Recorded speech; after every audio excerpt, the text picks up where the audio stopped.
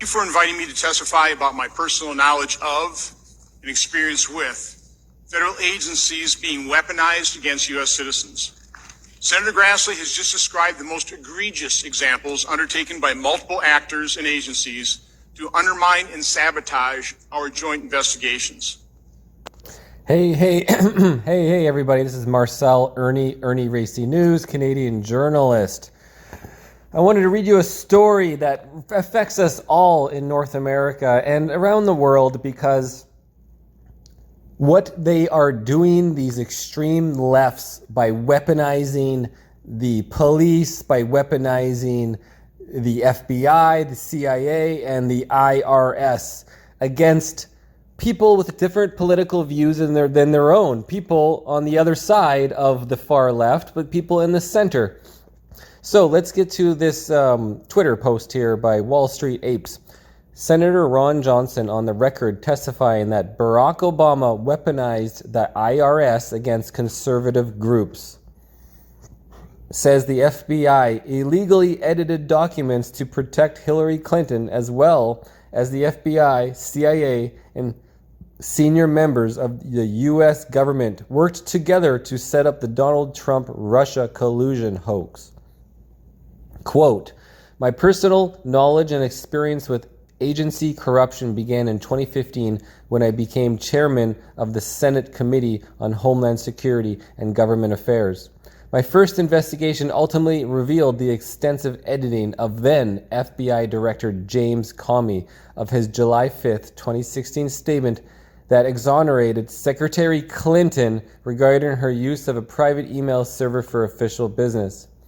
The edits were clearly made to downplay the seriousness of her actions. It is important to note those partisan edits were made by the same cast of characters in the FBI that would initiate and drive the corruption Russia-Trump collusion investigation. During an investigation of the FBI's involvement in the Russia collusion hoax, Senator Grassley and I uncovered and made public highly partisan text messages between FBI employees. Peter Strzok's December 15th, 2016 test, quote, think our sisters have begun leaking like mad, scorned, worried, and political. They're kicking into overdrive, has never been given the attention it deserves. In 2022 interview with Jeff Girth, Strzok said he now believes, quote, that it is more likely the text came not from the CIA, but from the senior levels of the U.S. government or Congress. Who might those leakers be? Why aren't reporters who receive the leaks outraged at being fed false information? And why haven't they blown the whistle on the leakers? Why didn't the mainstream media robustly investigate how they were all duped? The answer is they weren't duped. They were complicit in creating and fostering the political turmoil our country has been experiencing over the last 6 years. Those leaks were a key ingredient in the most destructive political dirty trick in U.S. history, the creation and promotion of the false Russia-Trump collusion narrative. To be most effective, however, the narrative relied on coordination between the government actors and the media, and the left had allies in the FBI. The FBI offered Christopher Steele $1 million to provide verification. This video is 8 minutes, and I can't transcribe it all due to X's text limits, but it's great information. Well, guys, let's take a look at it. I might have to pause it a few times midway through to make sure I don't get any copyright on CensorTube here, but let's get into it. Thank you for inviting me to testify about my personal knowledge of and experience with federal agencies being weaponized against U.S. citizens. Senator Grassley has just described the most egregious examples undertaken by multiple actors and agencies to undermine and sabotage our joint investigations. But to begin, let me be clear.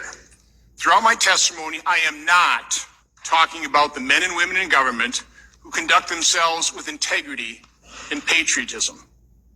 But at the outset, it is important to recognize corrupt individuals within federal agencies that I am talking about are not acting alone. They operate as vital partners of the left-wing political movement that includes most members of the mainstream media, big tech social media giants, mainstream media, big tech, bunch of goons, global institutions and foundations, Democrat Party operatives, and elected officials. As the Twitter files reveal, these actors work in concert to defeat their political opponents and promote left-wing ideology and government control over our lives.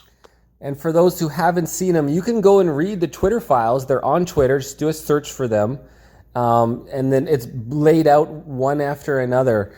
And there's also the Facebook files now that have been released on Twitter X as well. And the Facebook files are the same thing.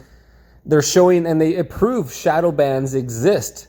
You know, and I would love to see the YouTube files next to show exactly what's going on YouTube, CensorTube. Let's continue.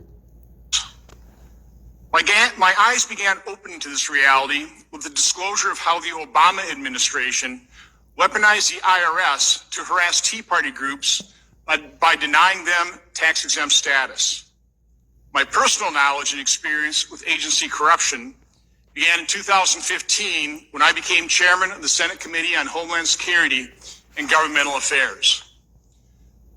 My first investigation ultimately revealed the extensive editing of then FBI Director James Comey of his July 5th, 2016 statement. FBI Director James Comey. According to Wikipedia, James Bryan Comey Jr. is an American lawyer who was the 7th director of the Federal Bureau of Investigation from 2013 until his termination in May 2017. Okay, so now we know who James Comey is. That exonerated Secretary Clinton regarding her use of a private email server for official business.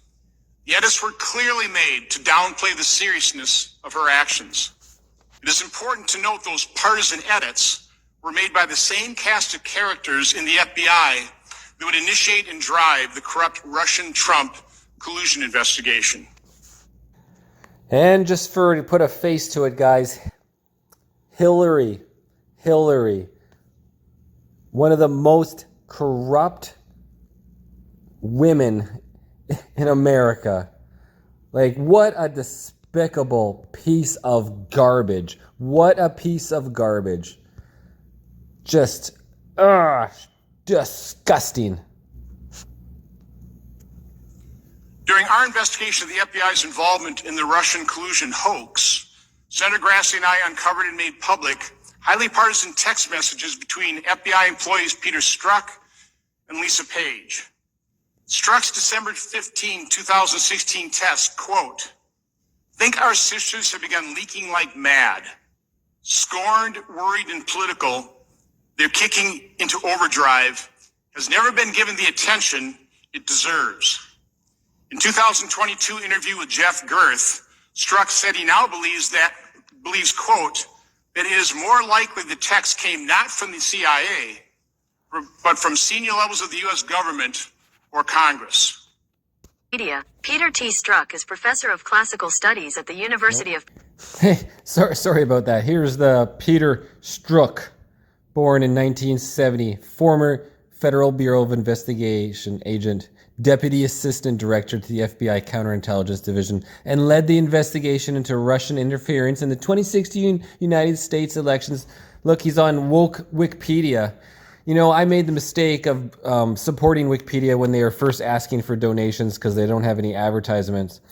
And then now they keep asking me every 5-6 months. It's really annoying. But I would never donate to Wikipedia because they are extreme left narrative where what they write is their political opinion, their political sabotage. They sabotage people. Anyways, like this asshole. What a piece of shit. Who might those leakers be? Why aren't reporters who receive the leaks outraged at being fed false information? And why haven't they blown the whistle on the leakers? Why didn't the mainstream media robustly investigate how they were all duped? The answer is they weren't duped. They were complicit in creating and fostering the political turmoil our country has been experiencing over the last 6 years. Mainstream media, guys, is completely complicit. They are the actors. They are in it, part of it. They all need to be put on trial. By doing what they're doing is putting citizens in distress, in harm's way, and people have died. Many people have died. Many people have been a form of genocide because of the USA's tactics, coercion, attacks on the people. The people are being attacked. We're having to defend ourselves. That's what's going on. We're in defense mode. Those leaks were a key ingredient in the most destructive political dirty trick in U.S. history, the creation and promotion of the false Russia-Trump collusion narrative. To be most effective, however, that narrative relied on coordination between government actors and the media. And the left had allies in the FBI. Unable to verify the Steele dossier, the FBI offered Christopher Steele $1 million to provide verification. Media. Christopher David Steele is a British former intelligence officer. Oh, wait, this is the freaking Christopher Steele. Yeah, so he takes the money. He doesn't live in the USA, and he's verifying because he's freaking former intelligence for Secret Service. Oh my God, of MI6. Here's a few things. CNN, FBI offered Christopher Steele $1 million to prove dossier claims, senior FBI. FBI offered ex-UK spy $1 million to prove Trump dossier claims, agent testifies. Durham witness, FBI offered Steele. Here it is. A lot of headlines. The Republicans blast report, the FBI offered $1 million. Oh, wow. Trump sues ex-British spy over leaked dossier of shocking and scandalous allegations. Wow. Christopher Steele was paid by U.S. Democrats to compile research that included claims Russia could potentially blackmail Trump. A lawyer for Donald Trump told London judge Monday that the ex-president's plans to prove that a discredited report by a former British spy that contained shocking and scandalous claims that he was compromised by Russia in his first bid for the presidency was wrong and harmed his reputation. Trump has sued the company founded by Christopher Steele, who created a dossier in 2016 that contained rumors and uncorroborated allegations that erupted in a political storm just before he was inaugurated. Trump is seeking damages from Orbis Business Intelligence for allegedly violating British data protection laws. Steele's company is seeking to have the lawsuit dismissed during 2 days of hearing at London's High Court. London's High Court. Another corrupt pieces of shit. The lawsuit comes as Trump is the front runner for 2024 Republican presidential nomination while facing legal problems on the other side of the Atlantic.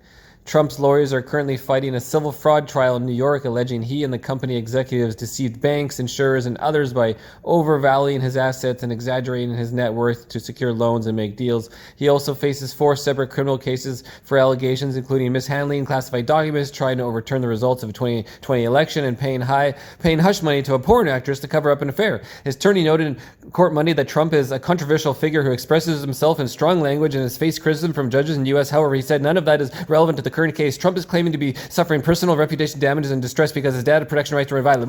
Okay, let's continue on. Oh, wait. Steele, who once ran the Russia desk for the Secret Intelligence Service, also known as MI6, was paid by Democrats to compile research that included salacious allegations that Russians could potentially blackmail Trump for activity with prostitutes in a Moscow hotel. Trump said the dossier was fake news and a political witch hunt. And to finish, Orbis wants the lawsuit thrown out because it said the reports were never meant to be made public. Haha, funny. And was published by BuzzFeed without the permission of Steele. Orbis. Ha ha ha ha ha ha. High Court judge ruled Orbis and Steele were not legally liable for the consequences of the dossier publication. But he got money. Show the money. Show me the money. Clearly another piece of shit judge, just like the one that sentenced to 2 counts of assault here in Kelowna. Unbelievable for somebody who brushed up against a security guard. I'll brush up for David Lindsay. Look it up on my YouTube channel. David Lindsay convicted of 2 counts of assault for brushing up against the person. Unbelievable. Political attacks. Let's continue. By December 2016, the FBI knew they had investigated Steele's primary subsource as a Russian spy. In the main body of the Department of Justice Inspector General's report on FISA abuse, FBI official Bill Priestap is quoted saying the FBI, quote, didn't have any indication whatsoever, unquote, of Russian influence on the Steele dossier. Our investigation uncovered redacted footnotes to that same document that completely contradicted that statement. Bam! Right? Why would Priestap's false statement appear in the report, but the truth be hidden in classified footnotes? 14 months later, in February 2018, the FBI still briefed the Senate Intelligence Committee that the dossier had validity. When the Mueller report found no evidence of collusion, the left engineered an impeachment of President Trump. The cooperation between the House Intelligence Committee and the impeachment whistleblower remains murky. Then Chairman Adam Schiff originally denied his committee had contact with the whistleblower prior to the filing of the complaint. We have the greatest respect for his service to the country, a service that continues, and today took the form of coming before our committees to bravely answer these questions. We hope that his example of patriotism will be emulated by others. Shut it. Bunch of bullshit. Adam Schiff says he won't permit the GOP naming the Ukraine whistleblower in the Trump impeachment hearings. Ha ha ha. A claim Schiff later attempted to walk back. The genesis of the impeachment saga has yet to be fully investigated. It needs to be. Prior to the impeachment proceedings, Hunter Biden's obvious conflicts of interest in Ukraine became public, and Senator Grassley and I began investigating. We didn't target Joe and Hunter Biden. Their actions demanded it. On December 9, 2019, the FBI issued a grand jury subpoena and took possession of Hunter Biden's laptop from John Paul McIsaac, a computer shop owner in Wilmington, Delaware. As the FBI left his shop with the laptop, Mr. McIsaac recalled one agent saying, quote, "It is our experience that nothing ever happens to people that don't talk about these things," unquote. That statement was the opening salvo in a coordinated effort over the next 10 months to sabotage any public revelation of Hunter Biden's laptop or any wrongdoing connected to the Bidens. Senator Grassley has provided a number of examples of that sabotage, and we will release a report that goes into far greater detail than we have time for today. So you can actually go and find video footage of the actual guy with the laptop, with the repair store, the computer repair store. And he goes into detail about when he gave it to them and, you know, what he saw in the files. It's all there. This is all real. It's so ridiculous that this was all hidden for the election, right? You got that such a corrupt little bee of Hillary Clinton, just corruption to the core with these Bidens, this junkie / old crazy psychopath, corrupt. Oh, the words. I mean, child slave. They're just pedophiles. Bunch of pedophiles. I mean, the video footage is there, guys. It's ridiculous. And then it's all, the hot laptop. No, it doesn't exist. Mainstream media complicit. It makes me so angry. Hope everyone will read it. Perhaps the most egregious and effective act of sabotage against the truth was the public letter signed by 51 former intelligence officials that claimed the laptop had, quote, all the classic earmarks of a Russian information operation. 51 bitches. You FBI biatches. 51 of you bitches. Fire them all. Put them all on trial. Put them all in jail. We're done with this bullshit. We're so done with this. Unquote.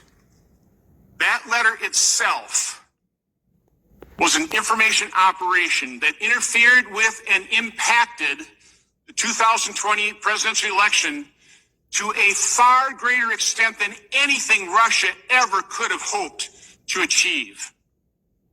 Each of those intelligence officials needs to be interviewed to determine how that letter was masterminded.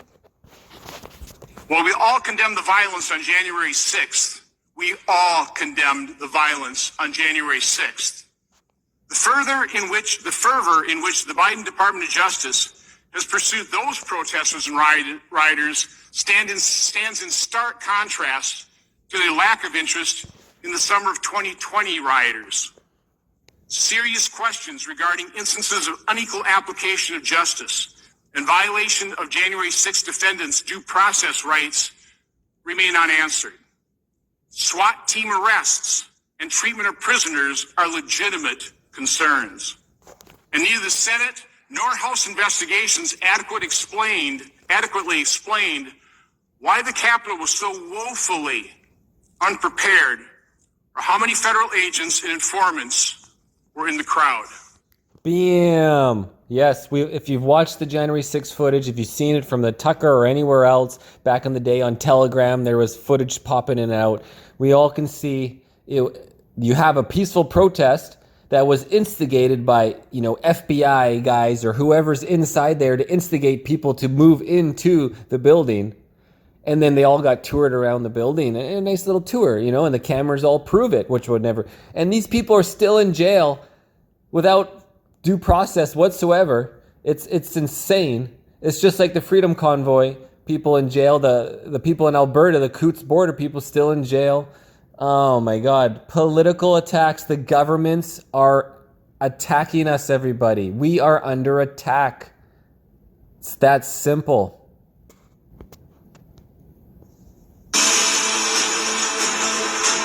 Okay. My buddy Val recommends everyone read The Spygate, The Attempted Sabotage of Donald Trump by Dan Bongino and DC McAllister with Matt Paluba.